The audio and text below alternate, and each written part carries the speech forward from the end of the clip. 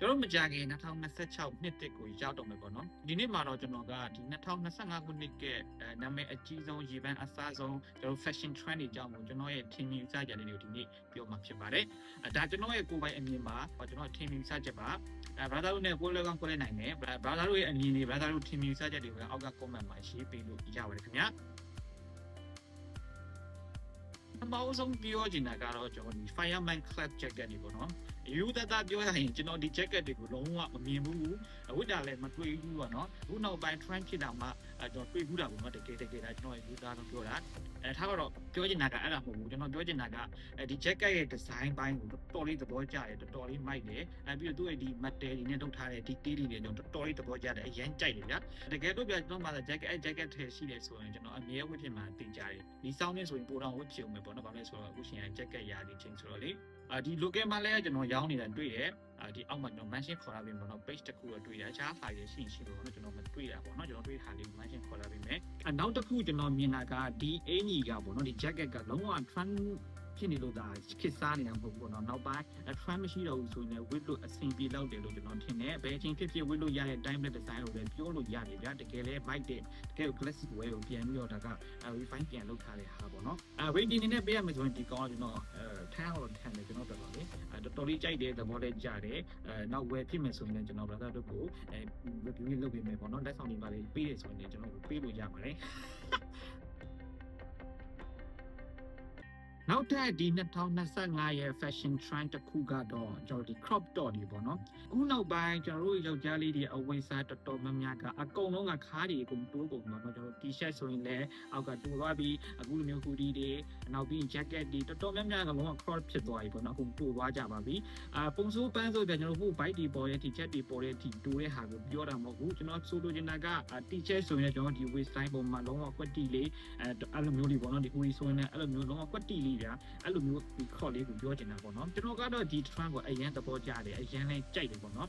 ်ဘာကြောင့်လဲဆိုတော့ကျွန်တော်တို့လိုမျိုးအရင်မရှိတဲ့လူတွေကဒီလိုမျိုး crop top တွေကပို့ပြီးတော့အဆင်ပြေတယ်ဘာလို့ဆိုတော့သူ့ရဲ့ပုံစံကကျွန်တော်အောက်ကဘောင်းမီညာဝတ်လိုက်မယ်ဆိုရင်ကျွန်တော် one step ပေါ့နော်အရက်ရှိတဲ့ပုံစံနဲ့ပေါက်တယ်လူနဲ့လည်း fit ပို့ဖြစ်တယ်ပေါ့နော်လုံးဝအဝတ်စားထဲမှာလုံးဝလူတယောက်ကအဝတ်စားထဲမှာဝင်နေတဲ့ပုံစံမျိုးဖြစ်ပဲနဲ့လုံးဝဒီခန္ဓာကိုယ် proportion တွေရောပါတယ်အကုန်လုံးပေါ်တယ်ပေါ့နော်ကျွန်တော်ဒီ trend ကိုအရင်သဘောကျတယ် rating နဲ့ပေးရမှာကျွန်တော်ဒီ crop trend ကိုတော့9ဟော်တန်းလောက်ပေးခြင်းနဲ့ကျွန်တော်အရင်သဘောကျတာဖြစ်တဲ့အတွက် brother တို့အနေနဲ့ကဒီ crochet တွေဘာတွေကိုသဘောကျတာဒီ crop trend ကိုသဘောကျတာပေါ့နော်လောလောဆယ်ကဒီမျိုး crochet တွေဝင်နေကြလားဆိုတာကိုလည်းအောက်မှာ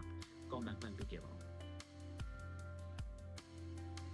နောက်တဲ့ trend ခုကတော့ loose and relax tailoring trend ပေါ့နော်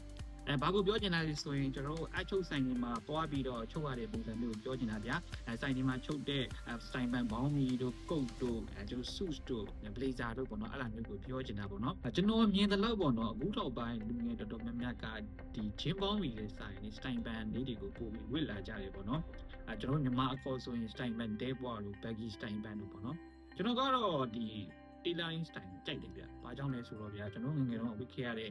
style band တွေဘောင်းမီတွေဆိုတာကအရင်တက်တော့တာမရှိဘူးဗျာ။အရင်လည်း slim ဖြစ်တယ်။ထိုင်ရထားတာအစားနည်းနည်းကြောင်ကြောက်တယ်ဗျာဝတ်ဘူးရတယ်ဆိုသိလိမ့်မယ်ပေါ့နော်။ဂျင်းဘောင်းမီတဲ့ဆိုင် style band တဲဝါလေးတွေဘာလို့ရွေးကြလဲဆိုရင်လုပ်ငန်းခွင်နဲ့လည်းအဆင်ပြေရမယ်။ smart လည်းကြရမယ်အထားလည်းကြရမယ်ခက်လည်းမှီရမယ်ဆိုပြီးချင်တဲ့အခါမှာကျွန်တော်တို့ဒီ style band တဲဝါတွေကိုရွေးချယ်ကြတယ်ပေါ့နော်။ဒါကတော့တယောက်တစ်ယောက်မတူကြဘူးကြိုက်တဲ့လူနဲ့မကြိုက်တဲ့လူနဲ့နှစ်ဖက်တော့ကိုယ်ရနေတယ်ပေါ့နော်ကျွန်တော်ကတော့ဒီကြိုက်တဲ့ဘက်မှာပါတယ်ဘယ်လောက်ကြိုက်လဲဆိုရင်ကျွန်တော်ကိုယ်တိုင်ဒီ style band တွေဘွားတွေကို line ထုတ်ပြီးတော့ကျွန်တော်ကိုယ်ပိုင် brand နဲ့ကျွန်တော်စပြီးထုတ်ပြီးကျွန်တော်ရောင်းနေပေါ့နော်ကဲလို့ web ပြဆိုရင်ဒီမှာ Telegram account ရှိတယ်လာပြီးတော့အားပေးလို့ရတယ်ဒါကတော့ကြော်ညာဝင်တာပေါ့နော် relax tailoring style ကိုကျွန်တော်က rating ပေးရမယ်ဆိုရင်တော့ကျွန်တော်အတွက်ကတော့8 out of 10လောက်တော့ပေးခြင်းနဲ့နောက်တဲ့ဒီ2025ရဲ့ trend တစ်ခုကတော့ကျွန်တော်တို့ quarter zip trend ပေါ့နော်ဒီ trend ကတော့ကျွန်တော်တော်တော်ကြီးကိုမကြိုက်ရတဲ့မှာပါတယ်ပေါ့နော်ဘာလို့လဲဆိုတော့ဒီ trend ဒီ quarter zip ပေါ်ကျွန်တော်ကနည်းနည်းလေးပေါ့နော်အဖိုးကြီးဆန်တယ်ထင်တယ်ပေါ့နော်ပြီးတော့ post style လည်းမဟုတ်တာလည်းထင်တယ်ပေါ့နော်ဆိုတော့ဒီ quarter zip ကတော့ကြိုက်တဲ့လူလည်းကြိုက်ပေါ့နော်ကိုကတကယ်လို့ quarter zip ကကိုအကြိုက်ပေါ့နော်ကိုရဲ့ style ဆိုရင်တော့မိုက်တယ်ဒီချိန်မှာလုံးဝဖြုတ်လို့အကောင်းဆုံးအချိန်ပဲပေါ့နော်ကျွန်တော်အတွက်ကတော့ဒီ quarter zip ကတော့လုံးဝမကြိုက်တဲ့ trend တစ်ခုပါအခုလိုမျိုးဒီဇင်ဘာတွေအခုလိုမျိုးအချိန်ဒီမှာဆိုရင်ဒီနိုင်ငံခြားက gentleman တွေပါတယ်ဆိုသူတို့ date တွေသူတို့ဒီ holiday party တွေမှာဆိုရင်တော့ဒီ quarter zip ကိုတော်တော်များများဝတ်ကြတယ်သူရဲ့တကယ် class piece တစ်ခုပေါ့နော်ကျွန်တော်တို့ကတော့တိတ်ပြီးအ ဆင်မပြေတော့ဘူးအထူးသဖြင့်ကျွန်တော်တို့ဒီမြန်မာနိုင်ငံဒါတရုတ်နှစ်ကလည်းဒီရန်ကုန်ဒီဘိုင်းမှာဆိုရင်တိတ်ဒီအဆင်မပြေတော့ဘူး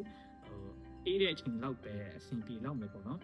ဆိုတော့ကျွန်တော်မြန်မာနိုင်ငံတိတ်မကြိုက်ဘူးကျွန်တော်ကလည်းတိတ်မကြိုက်တဲ့အတွက် quarter seat trend ကို waiting ပြရမယ်ဆိုတော့ကျွန်တော်ကတော့ fight ပေါ့နော် fight out 10လောက်ပဲအဲ့လောက်ပဲပြောချင်ပါတယ်အခုကတော့ဒီ2025မှာနာမည်အရင်ကြီးတဲ့ sling shoe trend ပေါ့နော်ကျွန်တော်2025မှာအရင်နာမည်ကြီးတဲ့ shoe ရှိတယ်ဗျာကျွန်တော်အဲ့ဒီ December ရှိတယ် Puma sticker ရှိတယ်နောက်ပြီး Onitsuka Tiger တွေရှိတယ်သူကလုံးဝ sling ပေါ့နော် sling ဖက်တွေနော်ကျွန်တော်ကတော့အရင်ကျွန်တော်သိမကြိုက်တာလို့ပေါ့နော်ဘာလို့ဆိုကျွန်တော်အရက်ပူတော့ဒီ sling fit တွေစီးလိုက်ရင်နည်းနည်းလေးအရက်ကပို့ပြီးတော့မထွက်တော့ဘူးပေါ့နော်နည်းနည်းတော့ဟိုဖြစ်သွားတယ်ကိုကအရင်ပူတယ်အရက်ပူတွေခံစားရတယ်ဆိုရင်တော့ဒီ sling shoe တွေစီးနေပါတော့တိတ်ပြီးတော့မမိုက်လာဘူးရက်ရှိတဲ့လူတွေအတွက်ကတော့ဒီ sling shoe ကလုံးဝ short မရှိဘူးပေါ့နော်ပြီးတော့ဒီ sling shoe trend ကိုတော့ကျွန်တော်က rating ပေးရမယ်ဆိုရင်တော့6.5 လောက်ပဲပေးချင်ပါတယ်